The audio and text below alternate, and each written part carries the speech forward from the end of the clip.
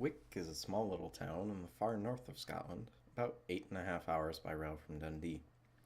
Over the weekend, I went from Dundee up to Wick, mostly to see how far north it really was, and being a northerner myself, I was a little curious. A part of me also wanted to explore the landscapes of the Scottish Highlands, and to escape the city life in Dundee.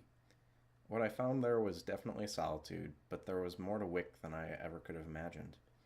Signs of post-industry in Wick were intermixed with a long and sometimes forgotten history, and it was immediately clear that Wick is a harbor town. From the moment I arrived, the sounds of seagulls filled the air, and I could smell the sea breeze. Soon after dinner, I wandered down to the harbor to get a better view of the sea. I sat on a bench there to collect my thoughts, and I was struck by the contrast of history and future around the docks. The harbor held historical markers and memorials to a fish-based economy, but the old stone piers held components for building new windmills. In the background, a crane was slowly stacking logs for transport to somewhere else unknown. As I walked around further, I noticed the signs of a biomass burning business, as well as cleaner wind energy. On the far side of the harbor, I discovered massive towheads destined for the North Sea oil rigs, something that I didn't anticipate at all. And nearby stood a sign announcing the construction of a new facility for a tidal energy company. This was the new Wick, and not at all what I had expected to find this far north. However, the old Wick was just as relevant. A quick walk up the hill near the harbor revealed more of the history of the town, and it became clear to me that the residents recognized the importance of post-industrial tourism.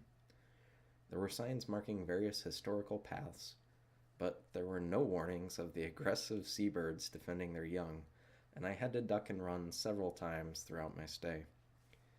As I wandered along, keeping an eye out for dive-bombing birds, I encountered a whitewashed rock near the ocean. Wondering why the heck anyone would have chemically treated the rocks, I soon realized that it was an oceanic swimming pool. More specifically, this was the Trinky, which I later learned had been very popular in the early 1900s. Nearby, I could make out the shape of Old Wick Castle, rising slightly above the cliffs. But to get there, I'd have to pass cows, several gates, and a military firing range. Walking carefully, I avoided cow pies and cliff edges, and I was rewarded with a small, crumbling castle. I was the only visitor approaching as the sun settled low in the sky, just me and my camera. Unlike the crowded Donator or Glamis castles, I was alone with the seabirds and the echoes of waves crashing down below. The only entrance view was really my journey there.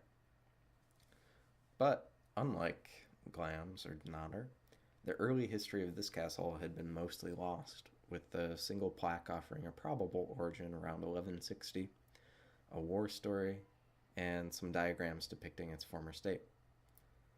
After resting for the night, the next day I set out for another castle, but I never quite reached. Instead, I learned more of the history of Wick from the Heritage Museum in town. The harbor had been one of many important Scottish ports for herring fishing, with a huge industry surrounding the creation of barrels, ropes, and, well, kippers. But this industry didn't last forever, and neither could my stay. Much like the sailors of a century before, I traveled south along the coast, headed back to Dundee, a new post-industrial image of Wick in my mind.